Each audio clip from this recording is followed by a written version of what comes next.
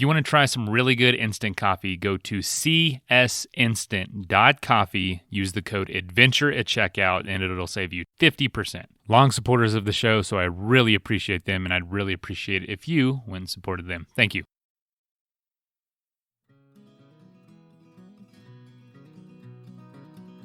There's probably 10 to 12 that you can do without a ton of extra effort as opposed to the summer. But when people are asking me, I want to do a 14er in the winter, which one should I try? There's three I always point out. This is the Adventure Sports Podcast, where we hear stories of adventure from every corner of the planet. We interview all sorts of folks who are using their sport to explore the world around them and give you the inspiration you need to get out there and have some fun.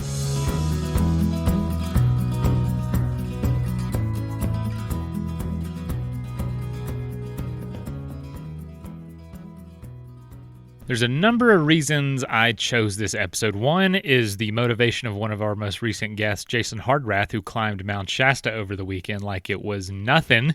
Pretty inspiring. And I thought, you know what? I don't climb 14ers in the winter. And I don't know why. I guess I just don't think about it. I'm busy usually, but also I don't feel like I can half the time. Whether trailheads are covered, my truck needs work, or, the baby needs something. It's always something, But I realized, there really is no reason I can't go out and try it. I don't need a ton of gear. And what I liked about Jeff's approach is that he makes it very, very approachable, essentially. Lists some mountains that you can climb. And by the way, this episode is 3 years old, but it still applies, of course. And if you're not familiar with what a 14er is, it's a mountain that is higher than 14,000 feet. And here in the States, there's a huge cluster of them in Colorado, depending on your definition, between 54 and 58, so a ton.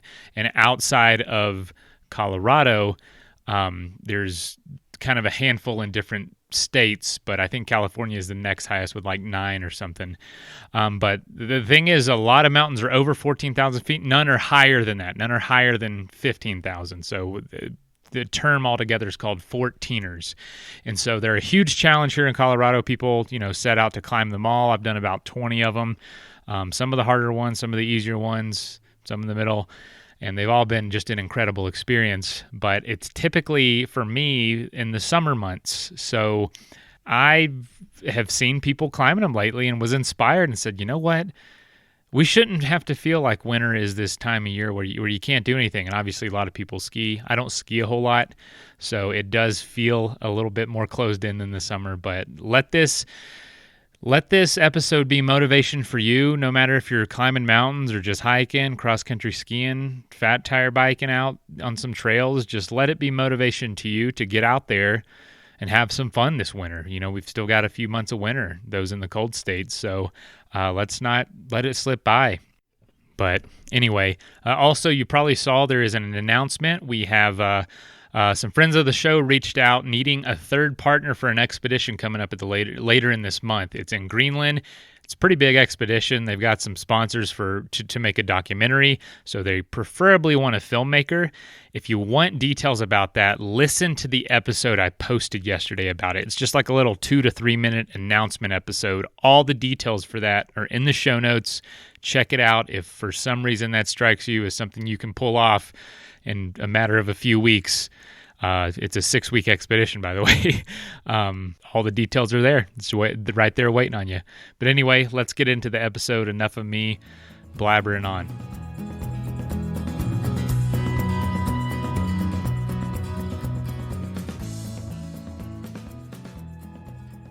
Hello and welcome to the Adventure Sports Podcast. This is your host, Kurt Linville. Today I have returning guest Jeff Golden with us. Jeff Golden works with the Colorado Mountain Club, and we interviewed Jeff all the way back on episode 54, so that's over 150 episodes ago. And Jeff really did a fantastic job of explaining what the sport of climbing 14ers is all about. So Jeff moved into New Mexico years ago and climbed his first 14er. From there, he climbed Sneffels and just fell in love with the sport, mountaineering. And one thing led to another. He ended up at the Colorado Mountain Club. Since then, he's climbed all the 14ers, most of them multiple times. And he's here today to talk about climbing them in the winter time, which is a whole different ball game from summer climbing of the 14ers. and I'm excited to hear about winter ascents on Colorado's 14ers. So, Jeff, welcome to the program. Hey, yeah, thanks. Glad to be back again. It's been cool to see. Most people used to think 14ers there's 14er season. It's only in the summer. You can do it from May to September or so. But more and more people have been getting interested in climbing year round and climbing in the winter. And it is a whole different ball game, and it's super interesting to me, and it's a whole new challenge. And I'm pretty psyched just to talk to you about it. Well, Jeff, I'm going to tell our listeners, if they want the details about 14ering as a sport, to go back to episode 54 and listen to that, because he did such a great job. We don't need to repeat all that. But for the new listeners who don't even know what a 14er is, I mean, we have listeners from all over the planet now. So just real briefly, what are 14ers and what's this all about? Yeah, so we have Colorado's lucky, and we have so many high peaks, and we have 14ers, which are peaks that are above 14,000 feet in elevation. Depending on who you ask, we have between 53 and 59 of them, just based on some little differing criteria. I think we went into that in episode 54 a little bit. Sure. Most of them, especially in the summer, are pretty gentle. You can walk up. There's trails. There's crowds. It's a very popular pastime. Some people will just want to do a couple and scratch it off their bucket list. Some people get the bug and try and do them all. People ride their bikes between them and do an entire human-powered journey. Some people climb them all in the summer if they're a college student or something like that. And it's just a really popular, really cool thing to do in Colorado.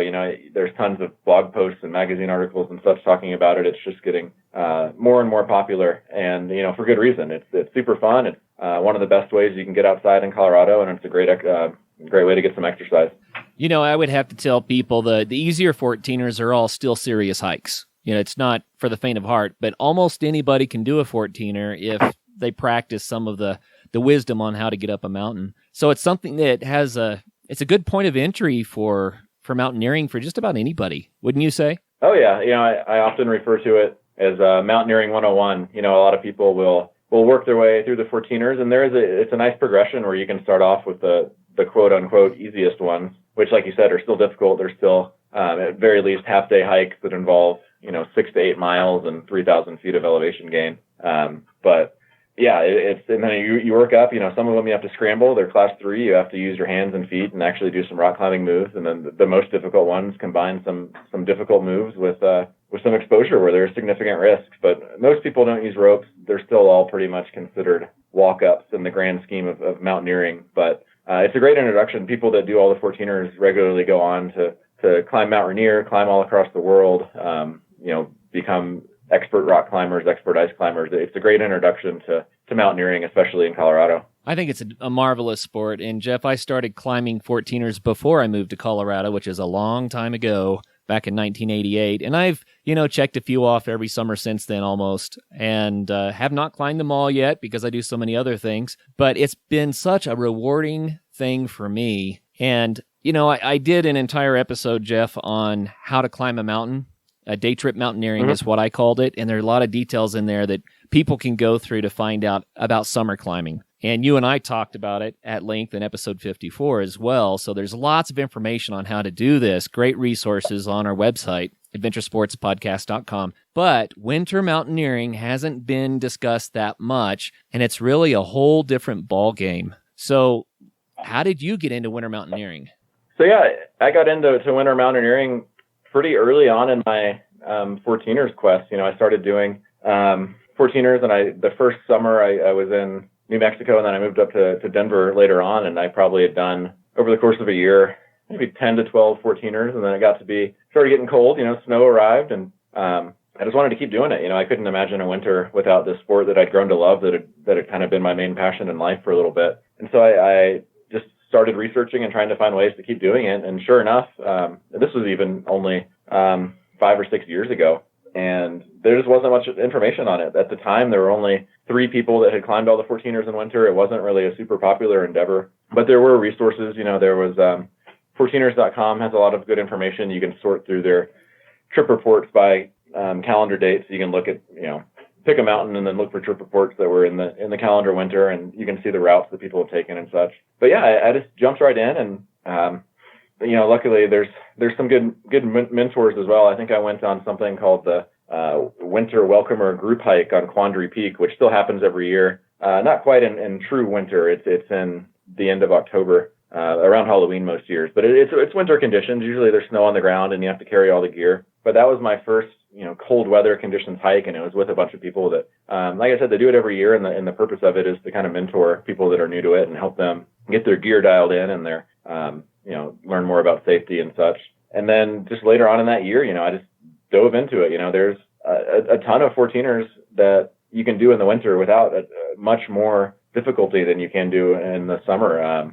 Some of them you can even get to the normal summer trailheads. The route's the same. You have to have the extra gear and you have to have the extra awareness and the extra knowledge, but they're not that much harder than they are in the summer. So I just kind of kept working through my 14er list. I looked at ones I hadn't done and then kind of cross-referenced that with what winter 14ers seemed manageable, what I thought I could do at the time with the people I was hiking and climbing with at the time. And, when I was that early on in my 14er climbing, like I said, I'd only probably done 10 to 12, there was a ton to choose from. And so I was able, most weekends, to find a peak that was reasonable, when the weather agreed with me, and just keep going. And I did that until I finished the 14ers. I climbed year round, mostly just trying to do the initial list. I count 58. And then for a brief period, winter 14ers became my next goal, and I cranked them out for the next 2 winters. I think, that was, again, it was just kind of what I was dedicating my recreational life to. And you get to a point with the winter 14ers, which I think we'll probably get into a little bit, where it's not, a lot of mountaineering, a lot of being outdoors in general is about mitigating risk and choosing good weather windows and avoiding avalanche danger and just doing all these things you can to reduce the risk to as close to zero as possible. But especially as you get into the more difficult 14ers in winter, that's just not possible. You have to cross avalanche paths. You have to, put yourself out there a little bit more than I was willing to. So, I've done 25 in winter now, and I'll probably keep plugging away. I could see myself doing between 40 and 45 in winter over the course of my mountaineering life, but it's not something that I think I'll ever finish, because there are some, like I said, there's the objective hazards are too high, and there's no way to reduce those risks to nil. So, it's fun. It's manageable. People kind of look at it as something that's so far out there and difficult and cold that it's unattainable, but it's really not, especially if you've done a handful of 14ers in the summer. It's a good logical step to keep on mountaineering. So, Jeff, we talked on the last show when you were on a lot about weather in the summer climbing, and lightning is the biggest challenge, although you can have freak snowstorms and cold rainstorms and stuff like that. What kind of weather challenges do you have to worry about in the wintertime? I know it's got to be different. Yeah, so it changes completely where you're not so worried about lightning. A lightning storm is very rare in the winter. As it goes on into March, as winter comes to a close, maybe of a chance. It's called thunder snow is the phenomenon where it's a snowstorm with lightning and thunder, but it's really not a concern in winter. You're more worried about obviously snow and cold. And the biggest weather concern for me, honestly, with winter 14ers is the wind. There's just something about Colorado and the 14ers. I've heard, I'm not a weatherman, so I don't want to get into the science of it too much, but I've heard that the way the jet stream works is basically the top of our peaks, the 13, 14,000 foot peaks are actually jutting up into the jet stream. So you're getting these extreme winds almost all the time. It's not uncommon to check a forecast for a winter 14er and see winds that are 50, 60 miles an hour, gusting to 90. It's like a hurricane up there, and you can get nice days. I've had perfectly clear days where there's no wind. It's beautiful. You're out there in the middle of January in a t-shirt. But most of the time that's not the case. That only happens a couple times every winter. You usually have to deal with at least a moderate wind. 10, 20 miles an hour is kind of a good weather day in the winter. And when you combine that with the cold, you get wind chills that are routinely below zero. So just staying warm is the biggest concern, and finding ways to battle that wind. And obviously, it's going to snow, especially up high. But what you really have to watch out for with the snow is one, visibility and navigation. You always have to know where you're going and what you have to do to get back down to where you were, especially if you're caught in a whiteout or something where you can't see anything. And then you have to be aware of the avalanche conditions and how they're changing. But yeah, the biggest hassle to me in the winter is just that wind, and you have to carry enough gear to cover literally every exposed inch of skin if needed. You have to have goggles, you have to have a balaclava or some sort of face mask, a nice soft shell or hard shell that really cuts that wind. Multiple layers, down, synthetic, fleece, wool, whatever you need to make sure you're staying warm enough. and I always carry mittens as the last resort. Most of the time you're fine in gloves, and I carry gloves on every winter hike too. But when that wind really starts kicking and the wind chill gets down there below zero, mittens have saved my hands on more than one occasion. Let's take a quick message break and hear from one of our sponsors. Support for Adventure Sports Podcast is brought to you by Manscaped. They are the best in men's below-the-belt grooming. Manscaped offers precision-engineered tools for your most sensitive areas. Let's just put it that way. The third-generation Manscaped trimmer features a cutting-edge ceramic blade to prevent manscaping accidents. Millions of people all over the world have been nick-free thanks to Manscaped advanced skin-safe technology. I remember not long ago, I was making fun of my dad for not having a very hairy chest, and he told me that grass doesn't grow on the playground, baby. And it might be more than you want to know about me and my dad's relationship, but I don't have that luxury. I do have more hair than him, and it needs to be groomed. And so I use Manscaped Lawnmower 3.0 to make that happen. It is redesigned, it's electric, and it was engineered by a team that spent over 18 months perfecting the greatest hair trimmer ever created. So manscaping accidents are finally a thing of the past, and even folks like me that do have hair to groom can do so gracefully. Each battery charge lasts up to 90 minutes, and if you're grooming for more than 90 minutes, you might need to see a doctor. You can get 20% off plus free shipping by using the code ADVENTURE at manscaped.com, and trust me, you and your partner will thank us. That's manscaped.com using the code ADVENTURE for 20% off and free shipping. Manscaped.com. All right, let's get back to the episode. One thing that I've noticed is people are worried about the cold, so they take a lot of warm weather gear. Good idea. But man, if you're too warm and you start to sweat, and then you get a little higher up and you start to cool back down and you're wet, and that's killer. Yeah, it's kind of a rule of thumb is you're not supposed to sweat when you're hiking in the winter. And in reality, you're going to, especially if it's a somewhat warm day and you're going uphill and you're snowshoeing through deep snow. Sweat's kind of inevitable. But you have to manage that as much as you can. And I always try to go at a slow enough pace where, even if you're sweating a little bit, which you really can avoid some days, you don't want to be drenched. You don't want to be pouring sweat like maybe you would be in the summer. You want to manage that, shed layers, make sure you're not overheating because if your base layer gets soaking wet, even if it's a nice synthetic base layer and will dry in an hour or less, you're still, if you get up above tree line and you're wet and your clothes are wet and the wind starts kicking and, the temperature drops a little bit, then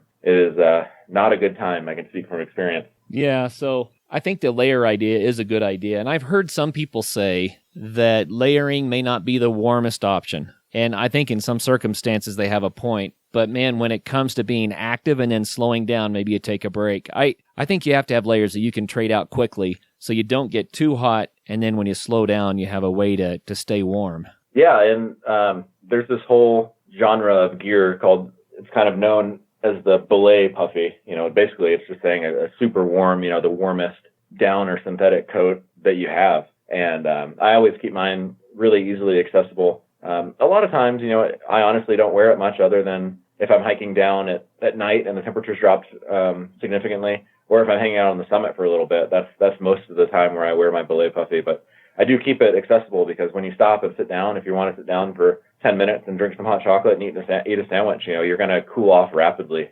So having that go-to just super warm layer that you can trust is one of the most critical things you can do. Well, you know what? We kind of steered into gear here. Why don't we just go ahead and talk about the winter gear? We're talking about having lots of layers and warm clothes and that sort of thing, but give us a checklist. What would you say are the imperatives if you're going to climb a 14er in the wintertime? Sure. So first of all, the 10 essentials, everything you would carry in the summer. And there's plenty of information online, and I'm sure it's probably been covered in several podcasts, but that's kind of the baseline. So carry everything you would normally in summer.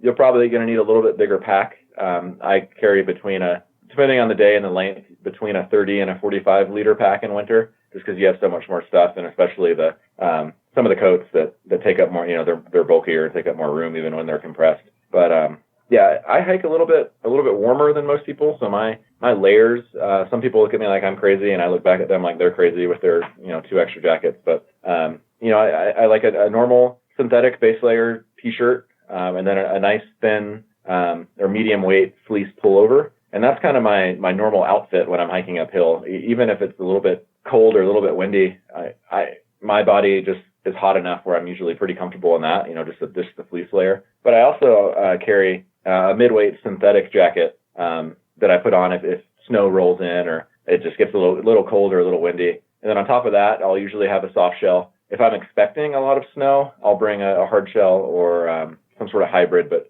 most days, I just want that soft shell to cut into the wind. You're not even that worried. Even if it is snowing a little bit, our snow here in Colorado is so dry, the soft shell does the job 90% of the time. And then I carry that magical belay puffy, which is, like I said, absolutely critical. It's not something, you can save money on gear in many different ways, but definitely splurge and buy a super nice 800 fill heavy, down parka, because it's just one of those things that, I'd gladly trade money for comfort. And it's something that's just super nice to know that you have at the top of your pack if you're going to stop for a break, or if you get up to the summit and you want to take some photos and hang out for 10 or 15 minutes. Just having that just bomber puffy that you can trust is awesome. And then lower down, I again, soft shell pants usually get the job done for me over just a normal like midweight. Sometimes if it's super cold, like a full expedition weight base layer. And then I'll carry some hard shell pants in my pack. And I'll be honest with you, in 5 winters of winter climbing, I think I put them on once. And I think even that was just to glissade. But it's nice to know that if I need that extra leg layer, if I'm super cold or if it's super windy, or, if there's an accident and I have to spend a night out or sit in the snow for an extended period of time, having that extra layer of waterproof pants is a nice just part of the emergency kit. Boots are interesting because a lot of people think they have to get like $400 or $500 ice climbing boots, the bright yellow or the bright orange ones you see at RAI in the mountaineering boot section. But honestly, a lot of times for these winter 14ers, you want to get something that's warmer and more comfortable. It's basically a summer hiking boot like you would take on a backpacking trip, with some insulation thrown in and some additional waterproofing to keep the snow out. And they make quality, pretty much every brand of boots makes quality winter hiking boots for between $100 and $300. You don't have to go all in on these really fancy mountaineering boots. I will say, if you see yourself getting into something like wanting to climb Mount Rainier or wanting to get into ice climbing, then it's probably worth it to just go ahead and splurge on those expensive mountaineering boots, because they last forever. But if all you want to do is go out and hike in the winter and do some winter 14ers, you can get all sorts of boots. Just make sure they're waterproof. Make sure they come up to your ankle, at least, if not a little bit higher. And make sure they have insulation. Just make sure they're warm. And most of the tags when you're buying them, or if you go to any retail shop, the salespeople should be able to direct you right to those. But I do almost all of my winter hiking in a pair of, I think, $200 La Sportiva Frost, I think they're called. And they're much warmer and more comfortable. I do a lot of ice climbing too. And whenever I can avoid wearing those heavy, really rigid ice climbing boots on a hike, I do. So, just a nice pair of warm boots goes a long way. Do you recommend crampons and an ice axe, or do you prefer snowshoes, or do you just go with bare boots? So a lot of people get confused when they think winter mountaineering. They equate that with crampons and ropes and ice axes and such. And absolutely, I'll always carry an ice axe. My rule of thumb is if there's snow on the ground, carry an ice axe, even if it's getting into June or something, just because you never know when you might have to traverse a slope or encounter a random patch of snow. And ice axes are obviously a life-saving tool. But to be honest, winter 14er climbing is much more snowshoes, bare boots, and if anything, micro spikes than it is crampons. A lot of times the slopes that are steep enough to warrant crampons and ice axes and ice tools are prime avalanche territory. So what you're trying to do mostly is avoid those areas. I've hardly ever, doing a winter 14er, worn crampons. Those are much more a spring tool. They're more for actual, technical ice climbing. Yeah, for sure. Snowshoes, and then those micro spikes, which are basically really lightweight trail crampons, are the way to go most of the time. I hardly ever even carry crampons on a winter 14er.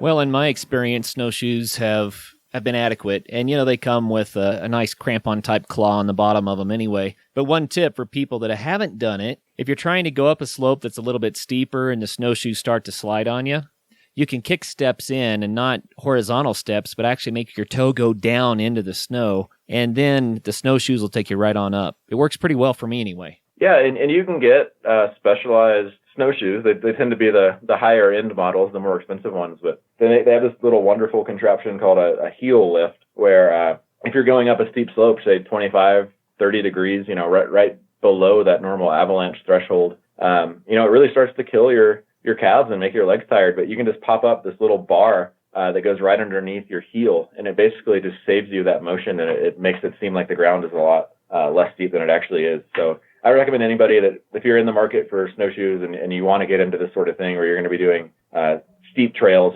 climbing in snowshoes, definitely invest in a pair that has that heel lift. We climbed Parnassus last winter and had a ball doing that, and it's a 13er, not a 14er, but one of the climbers on the way up was just bushed and was getting some altitude sickness, and he didn't have that belay puffy, The situation was that he was getting altitude sickness, and he just said, you know what, guys, I think I'm just going to wait here, and you guys go ahead and summit and come back, and I'll just wait for you guys. But it was really, really cold and really, really windy, and he didn't have adequate gear to sit still.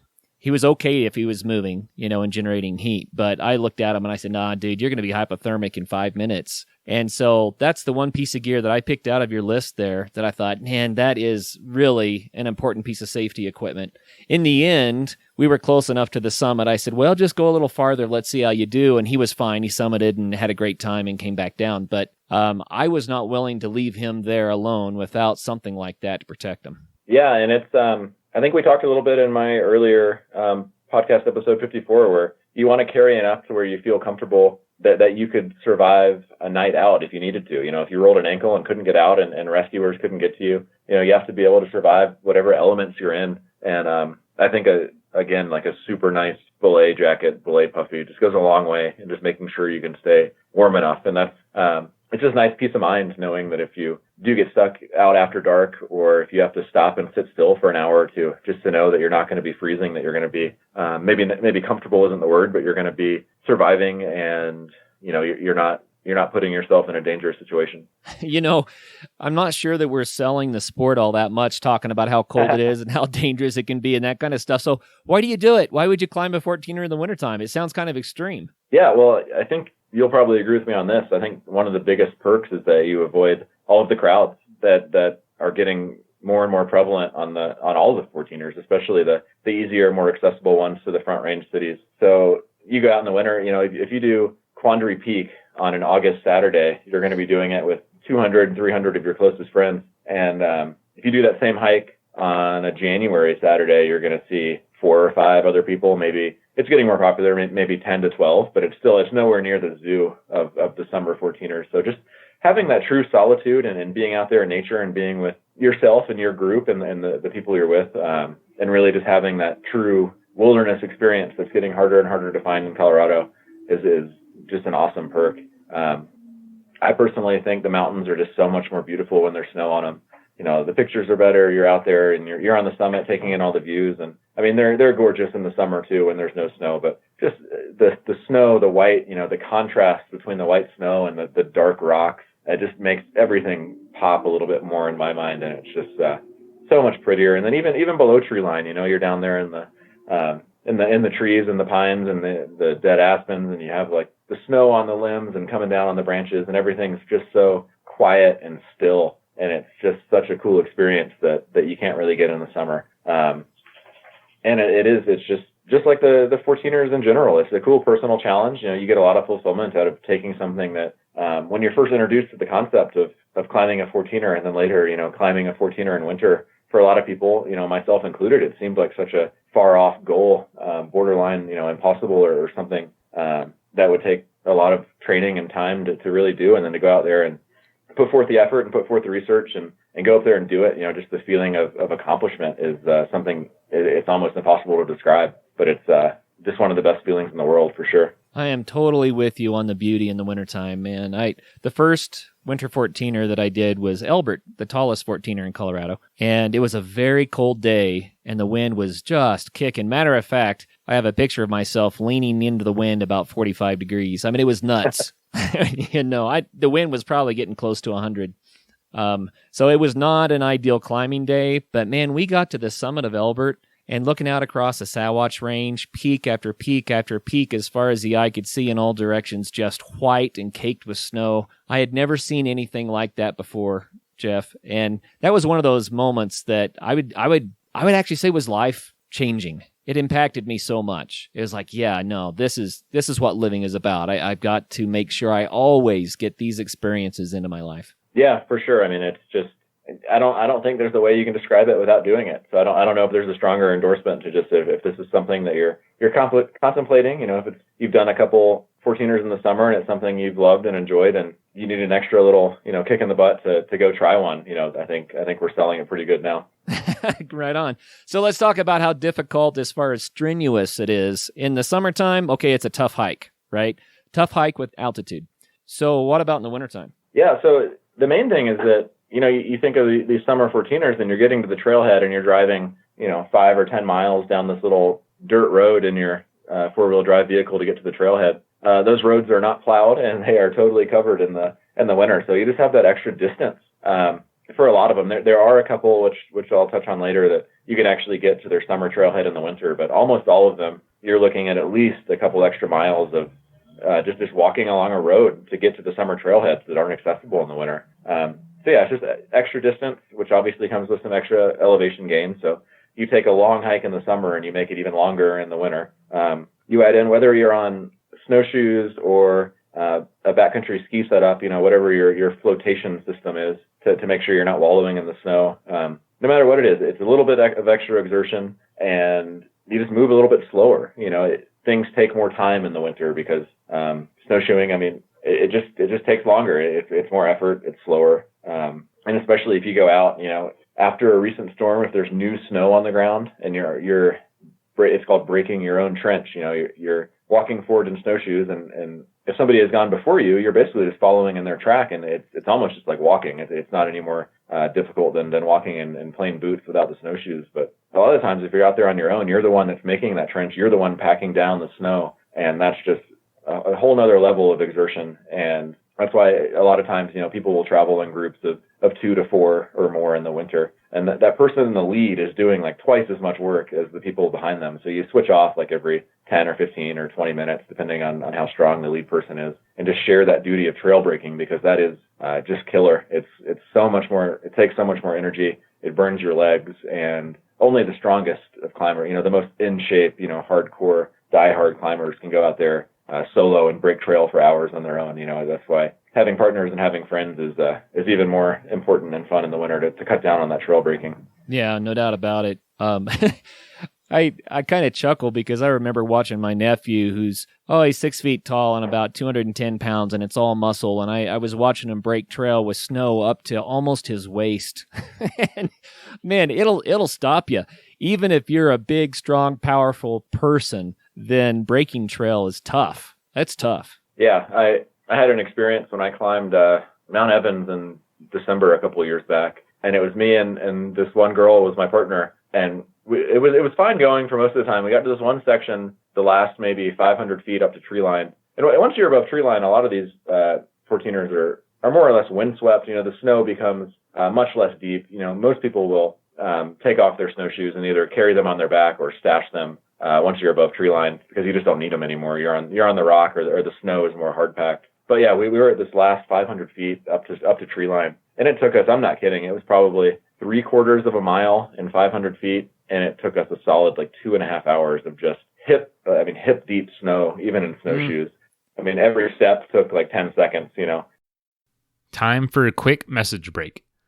CS Instant Coffee is definitely the best instant coffee I've ever had. In fact, just out of convenience and how good it tastes, I decided for the last year I've been taking it on every single adventure I go on, from backpacking to bike tours, just from convenience sake. It's really high quality, and it keeps me from having to take a bunch of other equipment out in the woods. But it's not just for going out on adventures. My wife actually takes some to work every single day with her. She takes a couple packs to refill her coffee mug as a teacher. She doesn't have a ton of time to have to make fresh coffee all the time. So she just needs a little hot water, can pour the coffee in, and she's ready to go for her next class and not waste a lot of time. So if you're crunched for time in your job, I would definitely suggest giving it a shot, because they have been huge supporters of the show for the last year, and I really appreciate everything they've done for us, and it would mean a lot to me to go support them. So if you're interested, go to csinstant.coffee and support those who are supporting the show. It would go a long way. Thank you. All right, let's get back to the episode. The thing I love about it, Jeff, and you can attest to this, I'm sure, is that to beat the lightning in the summer means you're getting up really early sometimes to start, well before daylight. In the wintertime, really the only concern is, can I get down before dark? Yeah, and that is one of the nicer things about winter 14ers is you don't have to, for the shorter ones, for the ones that you don't think will take more than 6 to 8 hours, you don't have to wake up and start at 5 in the morning. You can start at first light, be it 7 or 8 a.m. It's known among people that do winter 14ers a lot as a gentleman start, just getting a little bit later, sleeping in a little bit more. The caveat is the day is much shorter. You don't have daylight until 9 p.m. anymore. It gets dark at 4:30 or 5. And so you just have to plan for that. And it's just kind of a fact of life that you just know you'll probably be descending by headlamp, but you try to plan around that by saying, I want to be back on the road, or I want to be back to the solid trench that I made this morning by the time it gets dark. So that way it's just an easy, you turn on your headlamp and just cruise out. There's no route finding. There's no worry of getting lost. You're just following a very easy navigational aid, whatever it is. But yeah, I normally, just because it's so dang cold, I usually start most of my winter 14ers around sunrise is what I try and time it for. But just accept the fact that I'm probably going to be coming down in the dark. Sure. Well, here's a question for you. I had an experience last winter that I hadn't had before, and I don't want to ever have again. And that was, it was cold enough that my water bottle froze. So I ended up mountaineering for about 9 hours without water. And I could have stopped and melted snow. We had the gear with us to do that, but we were just wanting to keep going. And by the time we got back down, man, I was so dehydrated, it was actually dangerous. How do you keep your water from freezing? What do you do? So yeah, there's multiple techniques, and that's certainly, I think, something that's probably happened to everybody at some point who does this kind of thing. My first rule of thumb, and some people will disagree with me, and I think they're wrong, but you just don't use a normal like Camelback or like hydration bladder, the tube, because it's so constricted, it's so small. It happens almost every like first time winter 14er hiker I've seen that's used those Camelback bladders has the same issue where it freezes in the tube. And even though the water is accessible, it's in your bladder inside your pack. The tube, the water in the tube is frozen solid. There are ways to get around that. They make insulating tubes for those hydration bladder tubes. People say you can just blow, when you're done drinking, just blow all the water back out. But I'll tell you, when it gets super cold, even those insulating tubes for those hydration bladders, they don't really work. You can shove it inside your own jacket and figure out ways to jerry-rig it, but it's I think it's a little bit more hassle than it's worth. And just to say, those hydration bladders are great for the summer, but in the winter you're back to your standard Nalgene's or water bottles. And what I usually do is I get those little insulating covers. You can get them for like $10 or $15 at any outdoor store that basically just provides an insulating cover for water bottles, and it keeps them a little bit warmer. One little technique you can use is you can, like, say you have one of those Nalgene insulators. They usually have a little carabiner and something where you can hook it to an outside of a pack, so it's always accessible, kind of like those hydration bladders. You can always reach it with your hand and get a drink of water whenever you want without having to take off your pack or whatnot. But if you put the water bottle in those insulating tubes upside down, it just keeps it from freezing a little bit. That helps. Adding in just energy drink mix, something that makes the water a little bit more, I guess dense is the word. I don't know. It makes the freezing point a little bit lower. I know some people that add just not much, but like a splash of vodka, because that lowers the freezing point.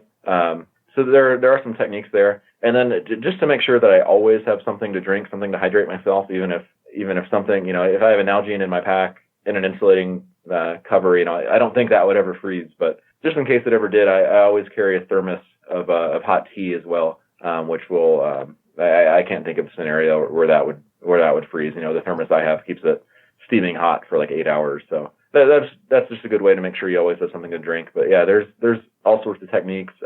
What I usually do, like I said, is just use those Nalgene insulators, hot tea, and then I usually mix in some like Gatorade mix or something just to make sure the freezing point is a little bit lower. The idea that you just said about putting your water bottle upside down, I think that's great advice. I think that's part of where I messed up. I like the Nalgene bottles with the small top instead of the big top, but that small top can freeze solid. And that was part of my problem is I had my water bottle right side up, which means that water freezes from the top down. So where did it freeze first? Right in that narrow neck where I needed to get a drink. So I just locked out all the water that was in the bottle. But if I had turned it upside down like you said, then it would have, if it froze, it would have started freezing on the bottom, not the top. Yep, exactly. That's the idea behind it. That's awesome. Cool, man. Well, it sounds like there's an awful lot to this beyond summer 14ering, but it sounds like it's a lot of fun and very rewarding too.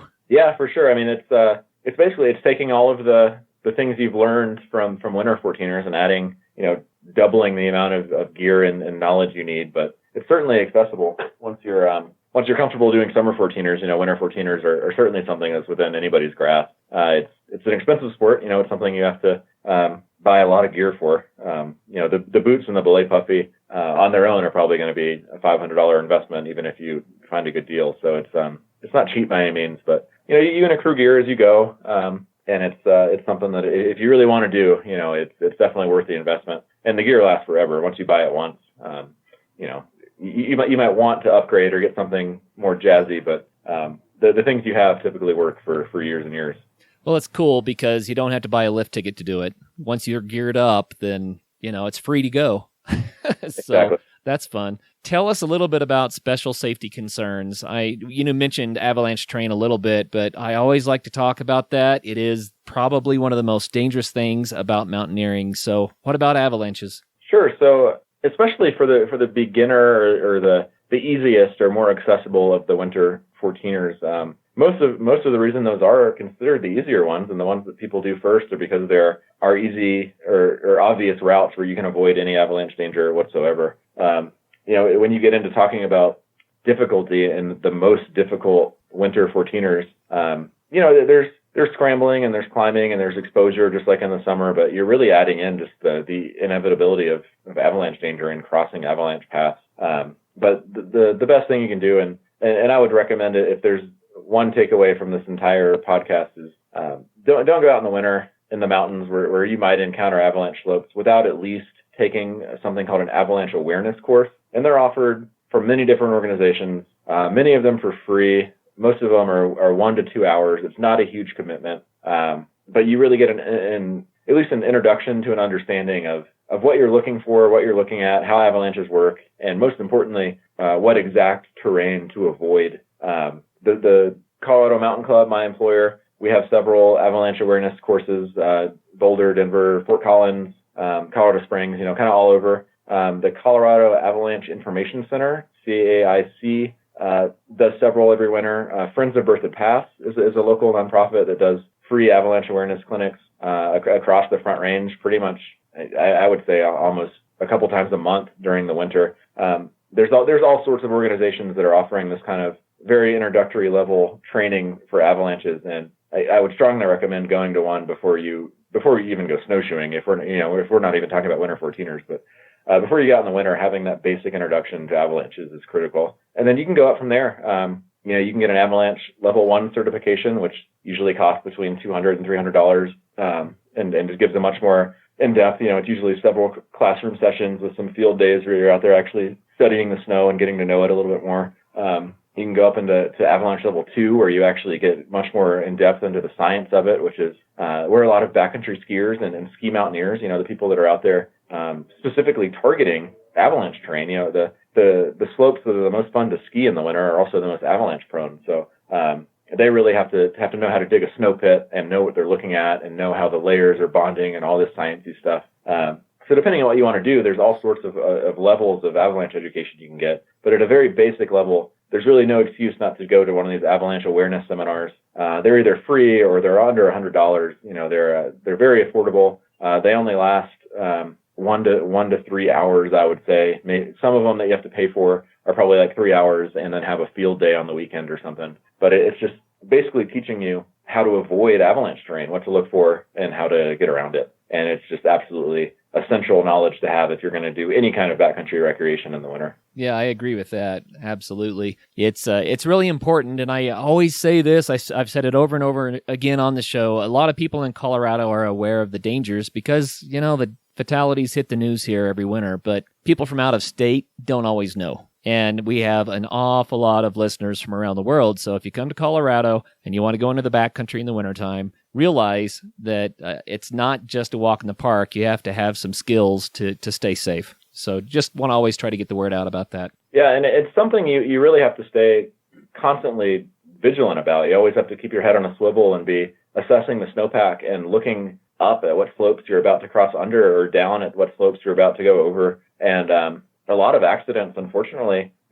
We had a bad accident at, I think it was Loveland Pass about 2 years ago, where a whole group of skiers was buried and killed. And they were all educated. They all had extensive avalanche training, and they just walked under a slope where they could have walked 100 feet in the other direction and just skirted the slope and been in a completely safe terrain. But it's just, I wasn't there. I don't know what was happening, but it's just something you always, every 5 minutes you're in avalanche terrain, you have to be looking around and assessing and trying to figure out what kind of dangers are presenting themselves, and just always know where you are in relation to an avalanche path. Yeah, it's kind of tricky stuff. We skied Loveland Pass a few years ago. I think it was the same year as the accident that you're talking about. And when we were there, the snow was consolidated. There was no real risk. And we had a great time. And then a few weeks later, the sun had created a slide layer and a big heavy snow came down. And these guys you're talking about got in trouble. So the weather matters, the day matters, the snow conditions matter. And the snow conditions change with altitude.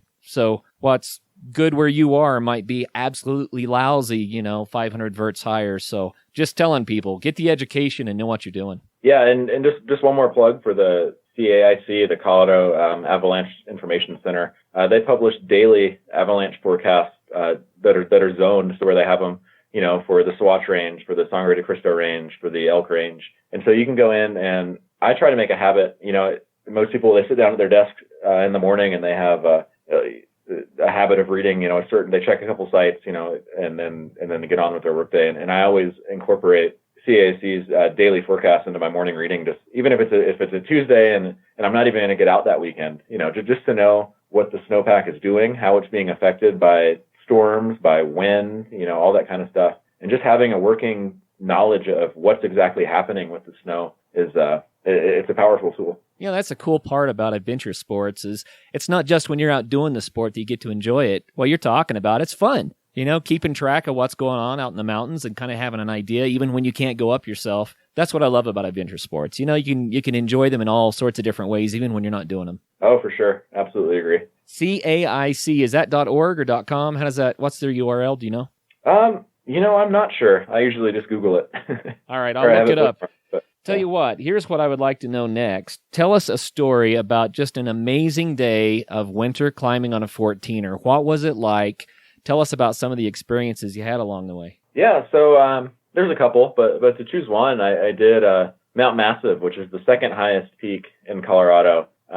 It's just a hair below Mount Elbert, and it's right next to it. It's a very impressive peak to look at. It lives up to its name, for sure, of being massive. And there's a really long route. I can't remember the exact statistics of mileage and elevation gain, but it starts pretty much in the town of Leadville. It starts from the Leadville Fish Hatchery, and we go up. And the reason this trip stands out is it's been one of the few that I've actually incorporated like a backcountry winter camp. So we had our full heavy, like 60-pound packs with our 4-season tents and 0-degree sleeping bags and all of our gear. And we hiked in several miles and camped right at Treeline. And just the experience of camping in the summer is amazing, and it's being out there in nature and everything. But in the winter, it's just, like I said, it's so quiet and so calm, and it just feels like everything kind of crystallizes, figuratively and literally, I guess.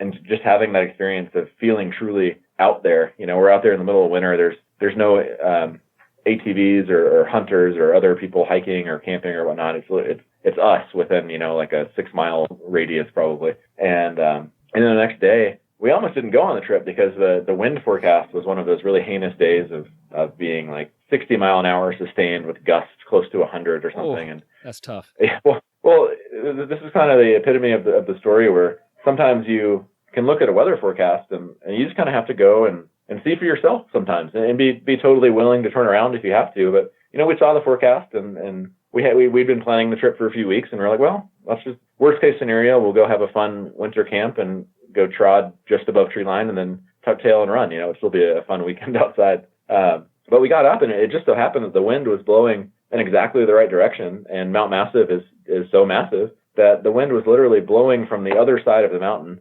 and I guess getting pushed up and to where our side, we were on the east ridge of Mount Massive. We had almost no wind whatsoever. It was a clear, sunny day, and we could hear the wind, on the surrounding peaks and coming over the top of the summit. And it sounded like a jet engine, but where we were, it was almost hot. We were wearing like t-shirts and sweating, but it was really cool. It was a long route. I can't remember many times where I've been more exhausted than I was, and I got up to within the last couple hundred feet of the summit, and my buddy was already up there, and he was like, hooting and hollering and encouraging me to finish off. And you get up there and you can just see the wind on all the peaks, and to be sheltered, it felt almost like we were in a little bubble. It was kind of a bizarre experience, but I've never.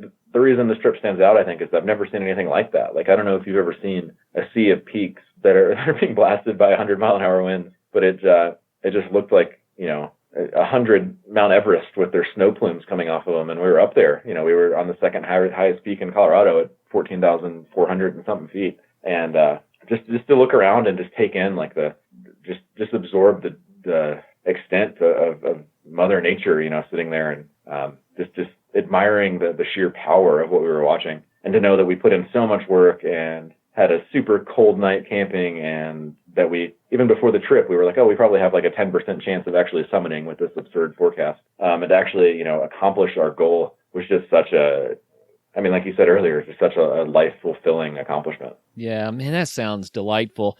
I know exactly what you're talking about when you get up there and you see things that you just don't see any other way. And it really is impactful. What an amazing experience it is to get up there. That's so cool.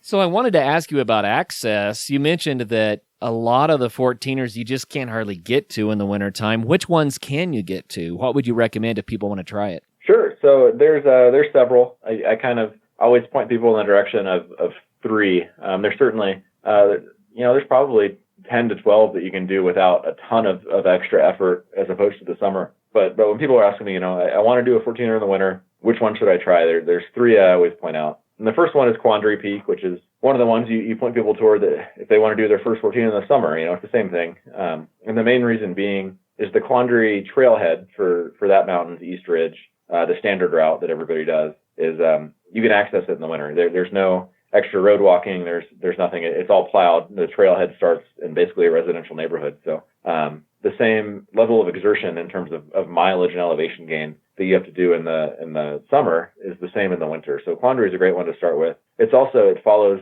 basically the crest of the East Ridge, so it avoids almost any avalanche danger. There's certain days for sure after a big storm where avalanche danger is heightened, where something could slide on the East Ridge, and there's a bowl right there. If you're hiking up the East Ridge of Quandary, on the right is a big bowl of snow that you want to avoid. But if you stay on the summer trail, if you stay on the East Ridge proper without venturing off route, basically, there's almost no avalanche danger. So basically, Quandary is as easy in the winter as it is in the summer, just adding in the extra gear and then the weather elements, which not to minimize those, but it's just kind of Quandary is unique in that you don't have to add any extra mileage or elevation gain. The other one is Mount Bierstadt, which you do have to park a little bit lower.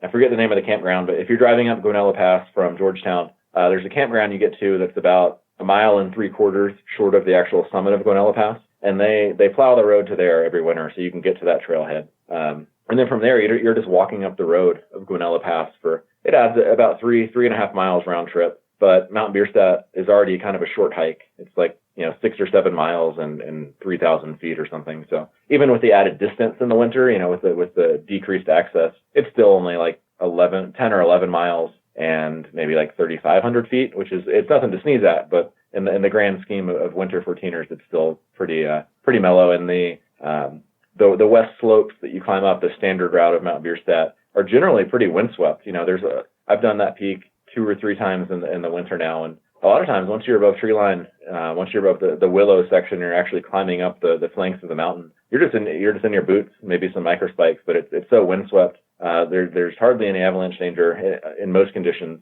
and even in a lot of places there's hardly even much snow. You're just on the tundra and the rock. And the third one, just to throw a bone to the people down in Colorado Springs, is Pikes Peak. Not by the standard bar trail route, which is still open in winter, but super long, like 25 miles or something round trip. But if you go over to the backside and start from the Crags trailhead and follow the winter route from that at Pikes Peak, it's about 9 miles and 4,000, maybe 4,500 feet. But it's a doable day trip that, again, avoids almost all avalanche danger. The upper half of the route, once you get up toward Devil's Playground, you're literally just walking on the side of the Pikes Peak Highway, which they keep open year round. So, especially if you're worried about trying a winter 14er and you're unsure if you have enough gear, or you're unsure if you're in shape enough, or you're unsure about the dangers, and you want to kind of mitigate that as much as you can. You go hike Pikes Peak from the Crags trailhead,